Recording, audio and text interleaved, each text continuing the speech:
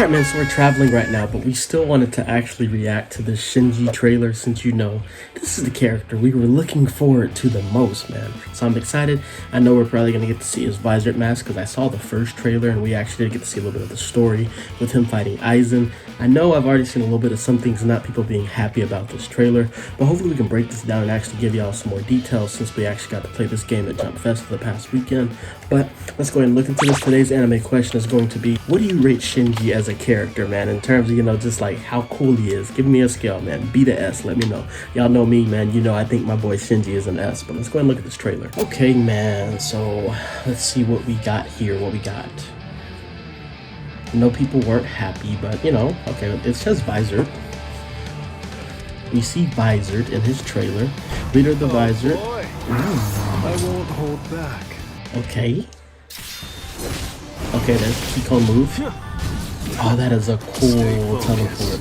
Is he gonna be flipping his sword? Oh, he brings Yori out.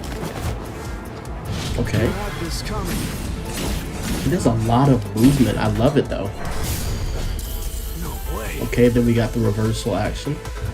Come on, it's oh, is this transformation the holification? Okay. So that's why people were happy. Is it because they didn't let him? Oh wait. Oh, he doesn't use his Bankai. I don't know why I keep saying Bankai. I meant to say Shikai. So his basic description plays a big part in his character. It says the leader of the Visored, which has a Kermundo only. What is that word? Somebody tell me what that word is. Members. He is a strategist who is good at reading the enemy and pulling off brilliant tricks on the spot. So this is a very big part of this character. He's tricky and it's actually going to play into his moveset. His signature move, which is the move that can be spammed and used as much as he wants to, is going to be such fun. Hirako strides forward, casually spinning his Zanpakuto in his hand. When struck by an attack, excluding a breaker, this is like a guard break, he swiftly counters with a precise slash. However, if no attack connects, he is left exposed, creating a significant opening for his opponents. The next one is going to be That's Not It. This one is activated by pressing forward and using the signature move in Sakahare's enhanced state. We'll talk about that later. Hirako rotates his Zanpakuto while advancing. If successful, he slips behind the opponent for a follow-up attack. So what makes this tricky is the fact that this plays into the fact that he's a mind games character. Both of these activations look very the same, but they both act different. One of them, if you hit him, it's a counter and he comes behind you, but if you don't hit him, he's going to be left open. But the other one, if you just let him walk, he's going to get behind you and hit you. So this is very interesting. And the only thing that I actually saw that gives away which activation it is, it does look like whenever it's That's Not It, you can actually see that his sword is actually in its release state a little bit, and you can see the helm a little bit different. But this is going to be very interesting how you actually get to use this. This character is definitely going to be for big brain people that want to mess with people and play mind games. And we can see that the counter to this to deal with it regardless of what situation is just to use a breaker. So that is the good thing that you can just do. If you see that he's popping this move off, just use your guard break move and you should be able to deal with him regardless of which activation it is. The spiritual pressure move 1 is going to be It's Your Turn, and this one allows him to summon Hiyori and make her attack the opponent continuously. Hiyori will leave the fight whenever she gets any type of attack judgment. So this basically means that if she comes out and she gets hit, she's going to disappear. But this is a pretty cool move because we see in the initial activation that she's able to close the distance and go from a long range, but we also see whenever he's in his awakened state that he actually uses Hiyori to continue his combo and it doesn't take as long. Now this could be something that's only in the awakening mode where he can actually summon her and continue a combo.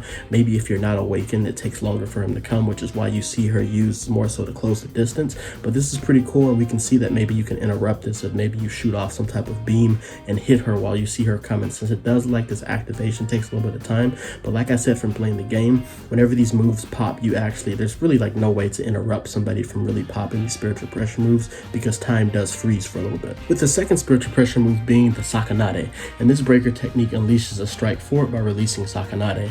Though its range is narrow, it is unblockable and triggers a follow-up combo upon landing. Successfully hitting reinforces Hirako with Sakanade's enhanced state. So this is the one that's going to allow you to actually set up the mix-up. You got to pop this move, and then you can actually use the alternate of the signature action to try to hit some mix-up with people. And the fact that this one is unblockable is very good. That means that he's going to have two moves that are going to be able to get through your guard to actually start combos to set up the Kikon move. So even though things don't seem like they're just that that intricate, this character is going to be very good on certain people that actually do know how to use the mix-up. And finally, we have the Awakening move, which is Hirako's performance will be enhanced by holification. There is no significant difference in Hirako's actions, but the return will be bigger. When Hirako wins the mind game, it will be easier to put pressure on opponents. So I do think they could have did a little bit more with this Awakening, maybe, you know, made it a lot more unique, like him moving around faster, or just, you know, some bigger range. But we do see a little bit of changes. Like I said, we can see that when he summons Hiyori, he's actually able to use her as a combo extension instead of a combo starter. So it's very interesting to see what else he's going to be able to do with this.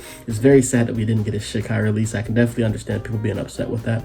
I think they could have still found a way to add it into the game, but there is a chance maybe we might get another version, maybe, but probably not. But yeah, it is a big miss that we didn't get his Shikai release, which would basically, I think, would work like reversing the controls. If they were worried about it not being fun for people, they maybe could have made it where there's like a little bit of like a meter or something like that that maybe says how long you have your controls reversed. But let me know in the comments how I actually feel about them skipping his Shikai release. But let's go ahead and watch this through one more time, slow it down so we could break things down for you, since we know a little bit more about how this works. So first we got the little character introduction. My boy looking crispy, man. We're gonna see him start off with an auto combo where he goes into a keycone move. Right here you're gonna see the red around the blade, that's his keycone move. Then we see right here there's the signature move. This is the first activation where if you hit him it's a counter. Then you see him go into the second activation, boom, and we can see that one, it activates automatically.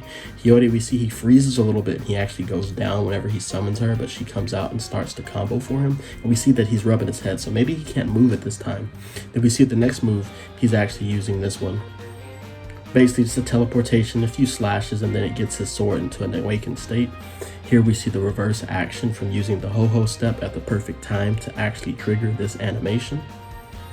And we got to give them credit. Of course, they're probably playing together, but it's kind of cool that they're actually able to trigger this animation with every single character. Because like I said, from the gameplay, it is not easy to time that ho-ho step. And then we can see the awakening. Boom, the holification mask, looking pretty good. Then we see right here, he starts off with a keycone move, then he flash steps, goes with a light combo, and then he sends out Hiyori to finish it off. So pretty good. He did a few things, a few different things and mechanics that they have in fighting in this game to actually pull that combo off. And then we got the final scene showing him actually using his Shikai ability, which we could have just put this in the match, but hey man, it is pretty cool. He looks pretty nice. And the last thing we're going to look at is just the website. We see right here, it says a character who takes initiative by reading each other's minds in close combat. With his unique techniques, he can be switched between unblockable and counter. He forces his opponent to make choices in various decisions and seize the pace. However, be careful if you get too far away. His techniques will miss and leave you exposed. Like I said, he's very much going to be mind games, because he's either going to be countering you or he's going to be breaking through your guard. So I know what I said on Twitter, man. It didn't matter what they gave us for Shinji. He is my main. This character looks like he's going to be hard to use, but hey, he is still going to be my main. And we actually look at his like attributes. He's basically a pretty balanced character. He doesn't have any weaknesses, and he actually has a little bit more of a boost in power. So this character is going to be very hard to pick up. I think he might be one of the hardest to try to play with, but we're definitely going to still try to learn him. We also looked at some stuff from Yamamoto, but there was really nothing really interesting about him that we saw, you know, that we didn't get from the trailer. Besides, when you look at his attribute, he has like one of the slowest speeds in the game, but his technique, but his toughness and his power are maxed out. So he's definitely going to be a powerhouse. But let me know in the comments how I actually felt about the way they did Shinji, but giving him his visor, you know, his visor transformation, but they skipped over his Shikai. Let me know if you think it really makes the game that much less fun with him reversing your controls. Let me know your comments and all those things. And yeah, we're on vacation, so I might not be reacting to all these videos, but if we do get some big trailers over the time before we end up getting back home, we'll probably react to it like this, man. But I hope you enjoyed this video. Make sure to like, comment, subscribe, and I'm gonna see you on the next one, man. Yeah.